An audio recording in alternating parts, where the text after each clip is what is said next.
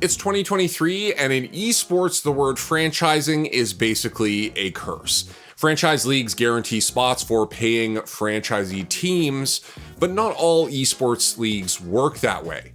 Now, in 2023, people are starting to blame the franchising model for all sorts of things. So I thought, let's take a quick flyover of the issue. Where did franchising come from? How did it do? And should we even keep trying this thing now?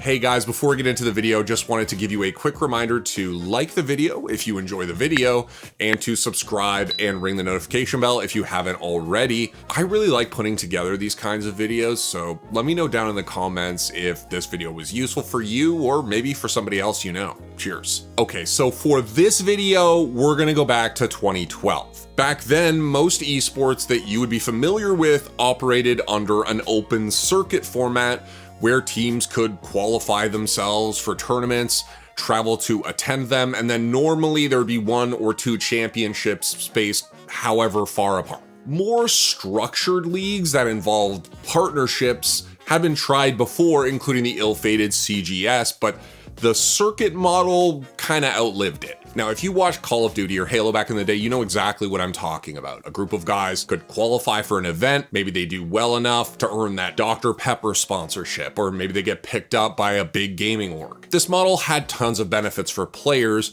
but maybe foremost among them was the fact that they could just self-organize and then reap the benefits of that organization for themselves. And it's also pretty easy to see why developers would like this model too. They don't have to do much, they don't have to hire much staff, and tournament organizers simply operate with their blessing for the most part. Basically, the game is getting talked about, it has a chance to make headlines, be in the popular culture, and the developer didn't have to do too much. But as esports grew, this model in particular started to see some pushback from some interested parties. Firstly, the developer was exercising only limited control over their product. And to be clear, I'm not saying that they couldn't exercise control over it, more that they were just choosing not to. Take, for example, season 1 and 2 of League of Legends. Sure, there were world championships both years in Freak's Basement, but the rest of the year is mostly circuit type events like IEMs and DreamHacks. Now, that changed in 2013 when season 3 introduced regionally based leagues for North America and Europe, but the spots in those leagues were still subject to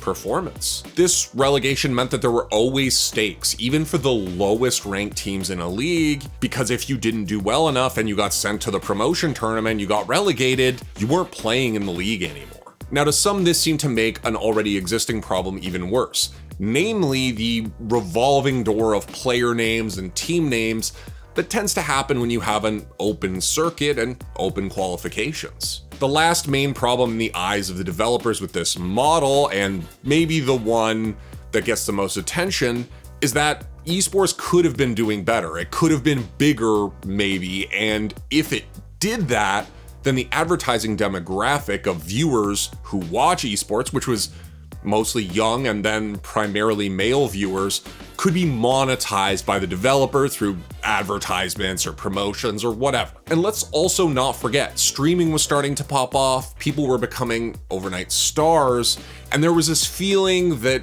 esports could have a real future as a form of entertainment. So after 2012, we start to see Riot assert more direct control over their leagues. And for the next 5 years, the level of play and the level of the entertainment itself continue to climb. Other companies were skeptical of this new shift, notably Valve, who basically kept to the open circuit model in both Counter-Strike and Dota 2. Dota 2 had the International, a massive barn burner tournament at the end of the year, and both games had officially sanctioned majors, but they didn't go into the league format like Riot did. By 2015, it's clear that Riot's bet on their leagues has paid off.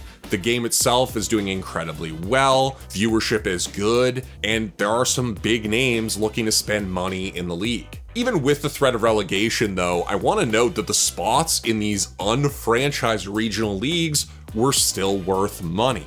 Some organizations figured it out early, like Cloud9, and they regularly fielded rosters of either aspiring or perhaps benched pros to earn these spots and sell them. Now, there were big names starting to spend money in these leagues, including paying for regional spots, for example. But there was an increasing feeling that the idea that one of these spots could just evaporate if the players lost it was kind of a problem to continued investment. So during this time, there were some big names from sports and entertainment splashing money on League of Legends, but there was also this feeling that it wasn't a great investment if, your players might lose, maybe something unforeseen happens, you have to find a replacement, and your team gets relegated, and you lose your spot and your investment. Blizzard also realized this, and they targeted their new game Overwatch for a flagship esports transformation. The new Overwatch League was supposed to do nothing less than compete with the NFL, NBA, and MLB. Now, what we saw over the next few years was a closing off of major esports by some wealthy investors. The money those investors used went to pay player salaries, staff salaries,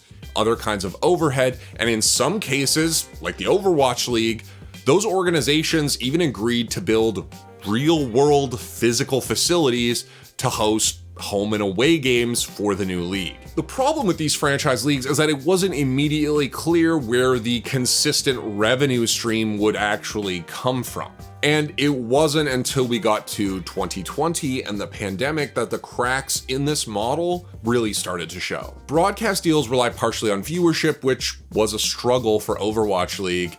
And as the scandals piled up for Activision Blizzard, it seemed like advertisers too were wary of the company's reputation. In 2023, Overwatch League teams reportedly approached the league itself asking for some kind of fiscal relief in the face of what they were experiencing.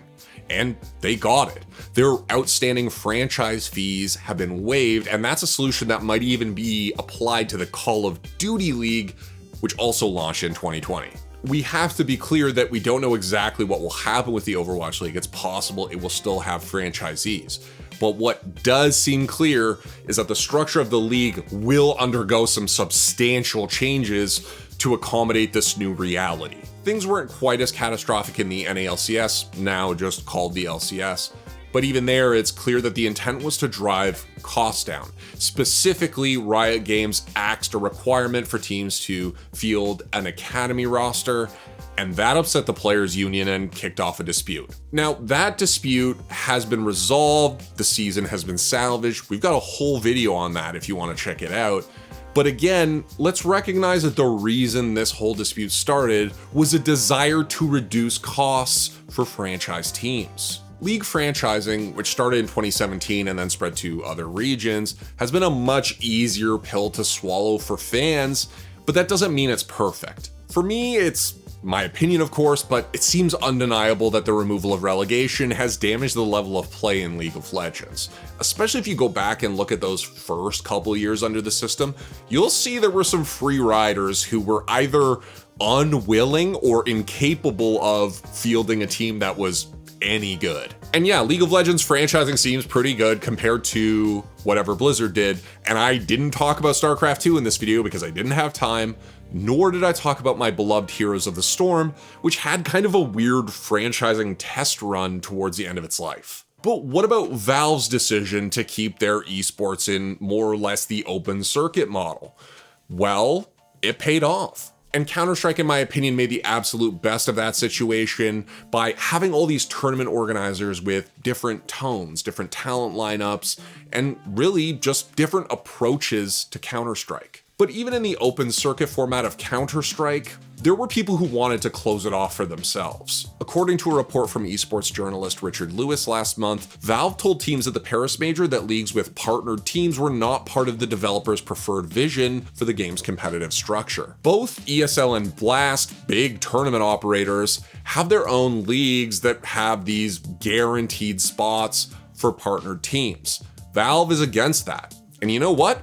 They're right. We should always have the best teams playing, and it's up to the players and the teams themselves to earn those spots and show that they belong there. So some franchise leagues seem to have crashed, if not exactly burned, and others seem to be kind of doing okay, but trying to figure out the best way to rein in costs and make this thing work consistently and, I guess, appropriately for everyone. And far from suddenly just making esports magically bigger than the NFL overnight, it seems like these things mostly just spent a lot of money. But listen, as a North American esports fan who cares way more about the quality of play than the investors or whatever, the back half of last decade pretty much belonged to Valve. I'm not minimizing the stories in League of Legends or perhaps your favorite esport. I'm a strong believer that there are great stories in all esports, to be honest. But we got two beautiful games in CSGO and Dota 2,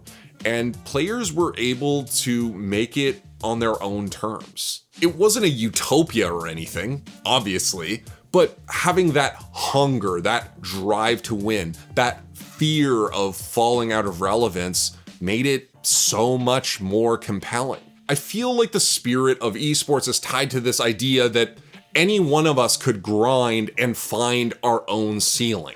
Then once we find it, we could grind to try to break through it, to become the best player that we can be. For that reason, it's easy to see why a more open system that favors competition will give us the best thing to watch, right? It doesn't mean that other systems don't have their own benefits or that this one doesn't have drawbacks. For example, in my own day-to-day, Valve is notoriously media shy, and they can afford to be because they aren't focused on keeping their investor partners happy or whatever by keeping the game in the news. But I'll gladly take the laissez-faire dad who takes us out on cool trips consistently over the helicopter dad who really wants to hang out with Robert Kraft for some reason, especially with the benefit of hindsight.